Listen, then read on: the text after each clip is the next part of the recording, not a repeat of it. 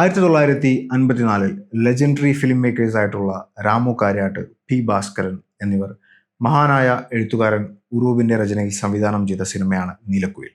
ലക്ഷണമൊത്ത ആദ്യ മലയാളം സിനിമ, മലയാളത്തിലെ ആദ്യത്തെ റിയലിസ്റ്റിക് സിനിമ, ദേശീയ പുരസ്കാരം ലഭിച്ച ആദ്യത്തെ മലയാളം സിനിമ ഇതായിരുന്നു നീലക്കുയിൽ. നീലക്കുയിലിന് മുൻപ് ഏകദേശം 30-35ഓളം സിനിമകൾ മാത്രമേ മലയാളത്തിൽ വന്നിട്ടുള്ളൂ. അതിൽ ഭൂരിഭാഗവും ഹിന്ദി സിനിമയിൽ നിന്നും മറ്റ് അന്യഭാഷ സിനിമകളിൽ നിന്നുമൊക്കെ കടമായിട്ടെടുത്തിട്ടുള്ള ഒരുതരം ഇമിറ്റേഷൻ, ഒരുതരം കോപ്പി പേസ്റ്റ് പരിപാടിയാണ് ഉണ്ടായിരുന്നത്. സാധാരണ ഒരു മലയാളി പ്രേക്ഷകന് ഒട്ടും കണക്ട് ചെയ്യാൻ പറ്റാത്ത രീതിയിലുള്ള ചില ഫാൻറ്റസി മരഞ്ചുറ്റി പ്രണയങ്ങളും കുറച്ച് പൈങ്കിളി ആയിട്ടുള്ള സ്റ്റോറീസാണ് കൂടുതലും അന്നത്തെ മലയാളം സിനിമകളിൽ ഉണ്ടായിരുന്നത്. അതിൽ നിന്നൊക്കെ വ്യത്യസ്തമായിക്കൊണ്ട് അന്നത്തെ കേരള ജനതയുടെ ഒരു സാമൂഹികമായ വിഷയങ്ങളും ജാതിയുടെയും മതത്തിന്റെയും പേരുള്ള വിഷയങ്ങൾ, അന്നത്തെ ഒരു സാധാരണക്കാരൻ എങ്ങനെ ജീവിക്കുന്നു, അന്നത്തെ സാമൂഹിക വിഷയങ്ങളൊക്കെ ചർച്ച ചെയ്തുകൊണ്ടുള്ള ഒരു നല്ല റിയലിസ്റ്റിക് ആയിട്ട് പെർഫെക്റ്റ് ആയിട്ട് ചിത്രീകരിച്ച ഒരു സിനിമയായിരുന്നു നീലക്കുയിൽ.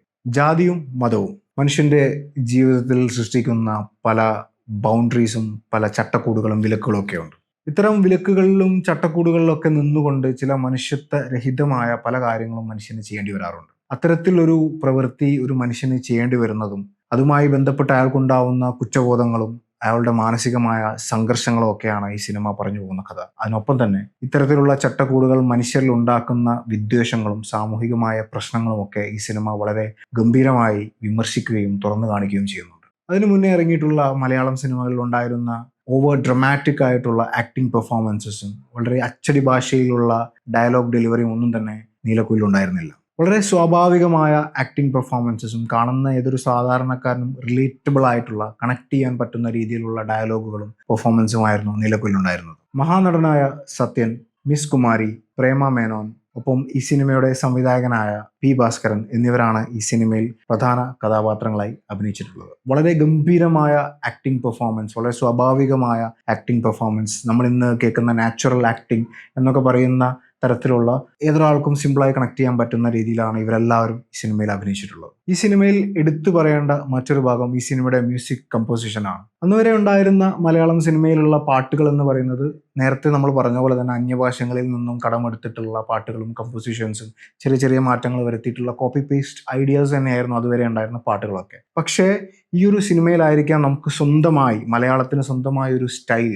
ഒരു മ്യൂസിക് സെൻസ് വേണമെന്നൊക്കെ നമ്മൾ ചിന്തിച്ചിട്ടുണ്ടാവുക എന്ന് എനിക്ക് തോന്നുന്നു. അതുവരെ നമ്മുടെ നാട്ടിലുണ്ടായിരുന്ന നാടോടി ഗാനങ്ങളും നാടൻ പാട്ടുകളും മാപ്പിളപ്പാട്ടുകളും എല്ലാം കൂടെ കോർത്തിണക്കിക്കൊണ്ട് നമ്മുടേതായ ഒരു സ്റ്റൈൽ ആദ്യമായി നമ്മൾ ഇംപ്ലിമെന്റ് ചെയ്ത ഒരു സിനിമയാണ് നീലക്കുയിൽ എന്ന് പറയുന്നത്. നമ്മളെല്ലാവരും സ്നേഹത്തോടെ രാഘവൻ മാഷ് എന്ന് വിളിക്കുന്ന കെ രാഘവനാണ് ഈ സിനിമയുടെ മ്യൂസിക് കമ്പോസർ. ഒപ്പം ഈ സിനിമയുടെ സംവിധായകരിൽ ഒരാളായ പി ഭാസ്കരൻ തന്നെയാണ് ഈ സിനിമയുടെ എല്ലാ ഗാനങ്ങളും എഴുതിയിട്ടുള്ളത്. ഈ സിനിമയുടെ മറ്റൊരു പ്രത്യേകത എന്ന് പറയുന്നത് ഈ സിനിമയിൽ ഗാനങ്ങൾ പ്ലേസ് ചെയ്തിട്ടുള്ള ഒരു പെർഫെക്ഷനാണ്. എല്ലാ പാട്ടുകളും വളരെ പെർഫെക്റ്റ് ആയിട്ട് ഓരോരോ സിറ്റുവേഷനനുസരിച്ച് ഗംഭീരമായിട്ടാണ് ഈ സിനിമയിൽ പാട്ടുകൾ പ്ലേസ് ചെയ്തിട്ടുള്ളത്. 70 വർഷങ്ങൾക്ക് ശേഷം നീലക്കുയിൽ എന്ന ഈ ഒരു സിനിമയെ പറ്റി എന്തിനാണ് ഒരു വീഡിയോ? പ്രധാനമായും 2 കാരണങ്ങളാണ് അതിനുള്ളത്.